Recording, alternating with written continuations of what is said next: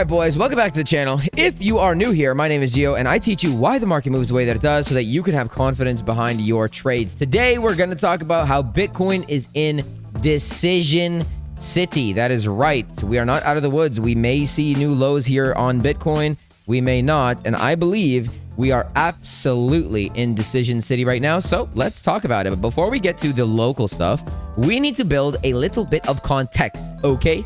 So let's go ahead and do that.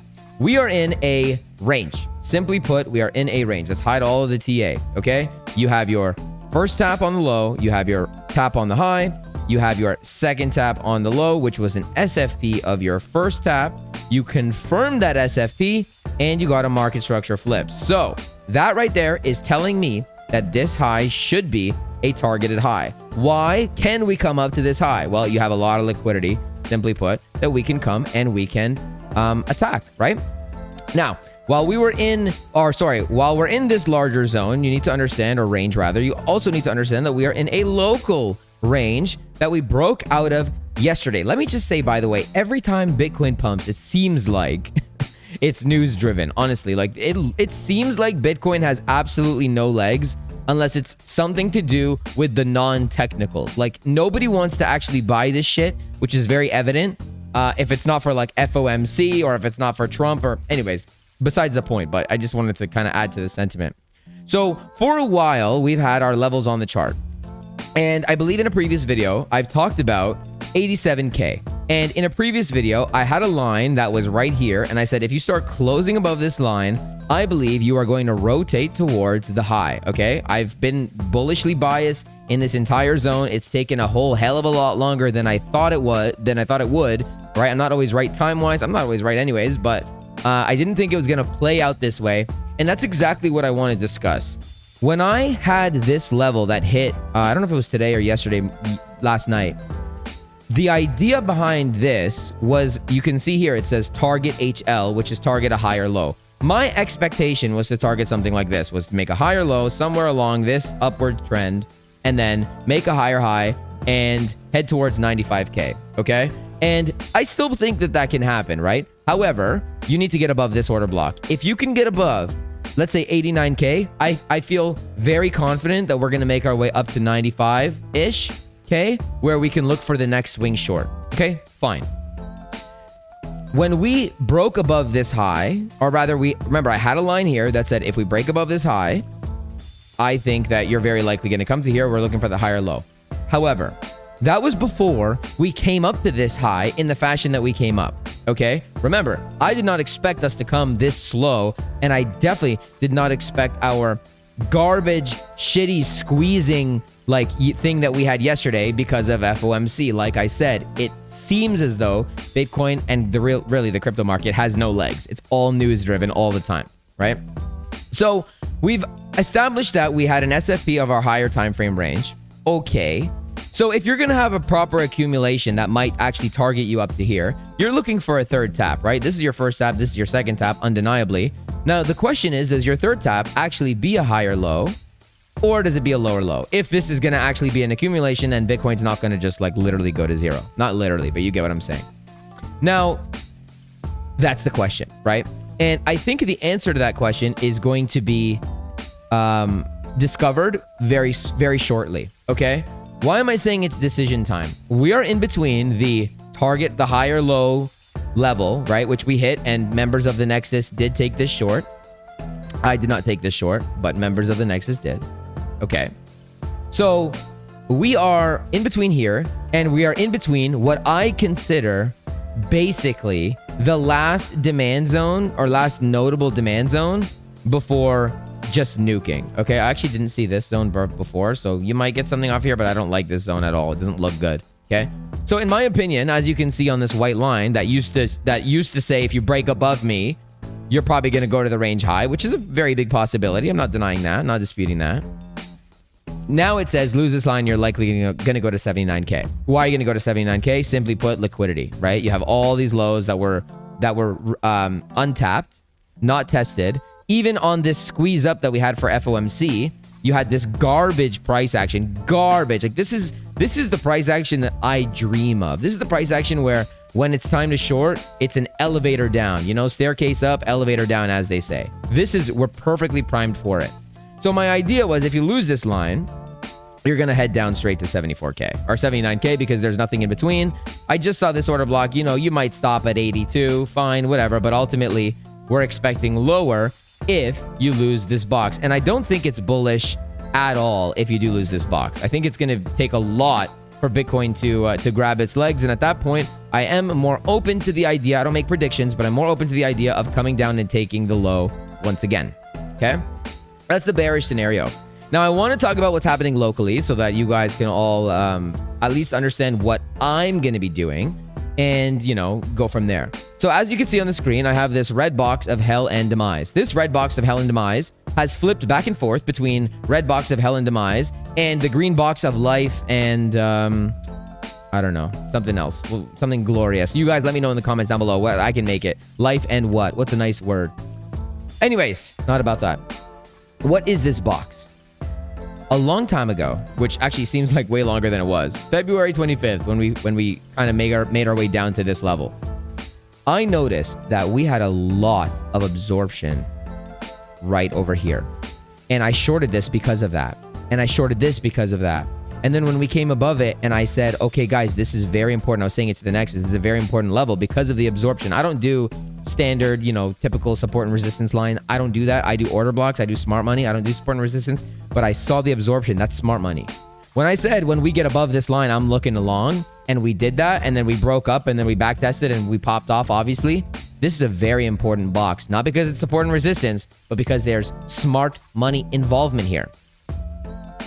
You can see it's been respected. It's been respected. Because of smart money, it's been respected.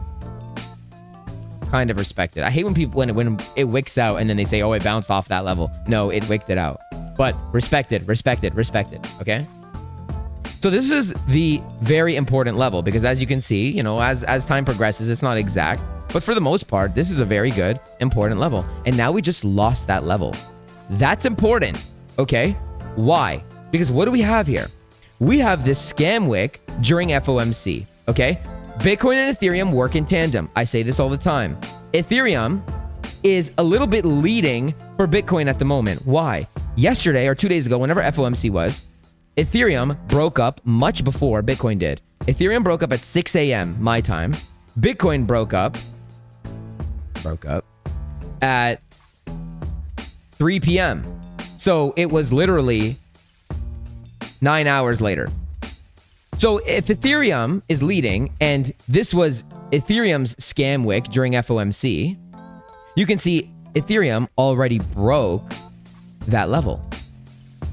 So perhaps Ethereum is leading to the downside now. Maybe it's giving us a clue. Ethereum hasn't hit the long zones yet. And now Bitcoin's here. So here's what I'm thinking. We've hit the last zone, minus the one that we just got discovered in this video. But we hit the last zone, and we're struggling here. Not only that, we don't have any market structure flips, and I personally do not believe that Bitcoin has enough gas to make it back up to these highs if it doesn't get a market structure flip. So the way I'm going to play it is very simple. If you take the low again, and you SFP FOMC's low into the range point of control, and the naked daily point of control right over here, I will be looking for longs, but we need to take that low. This low has to go. I will be looking for longs. Where am I going to look to long to? I'm going to keep it simple, and I'm just going to play the range. Remember, what are we doing right now? We're in the middle of Decision City right now, okay? This is Decision City. All we're forming is a range. All we have is a local range, so I'm just going to play the local range. I'm going to look for a long, deviation of the low, no different than I did on the macro range, and I'm going to look to hold it up to potentially 87, 80, right, whatever, where we may just deviate the range again. You know, I don't know. We're going to see. I'm a reactionary trader. I don't make predictions, but I need to see that low go again. And if it doesn't go again, the more it does this, in my opinion, the worse it is. As soon as I get this, I'm shorting it to oblivion. I'm shorting it to the red box of hell and demise.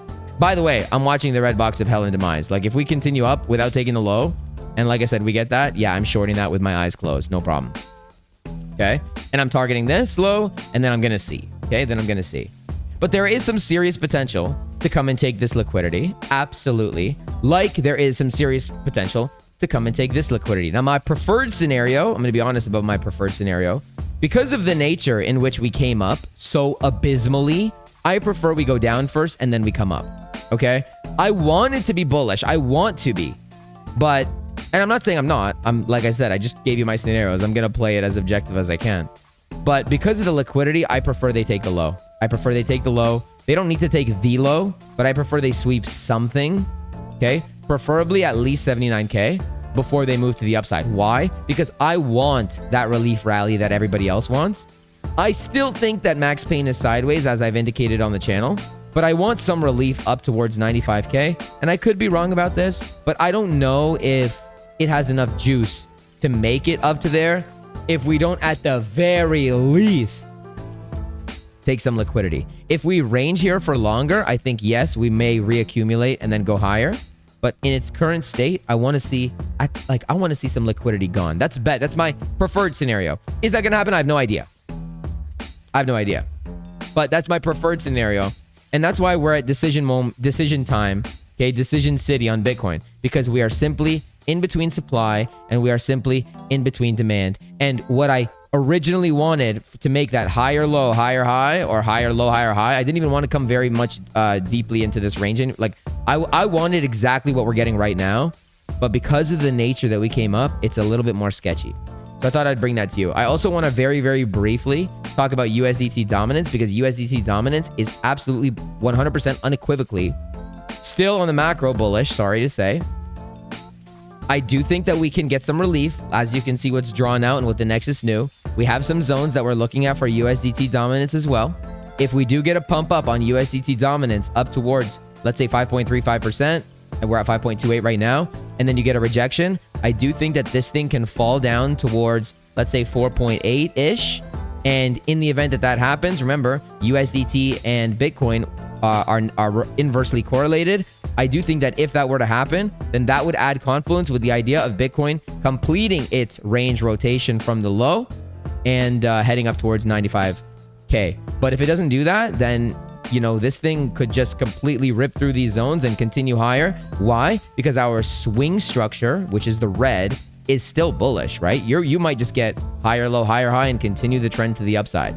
So that's what we're looking at right now. Now, is it gonna, I have no idea what's gonna happen, but I'm on it and I'm watching it, and we keep our eye on it in the Nexus. So again, shout out to the Nexus.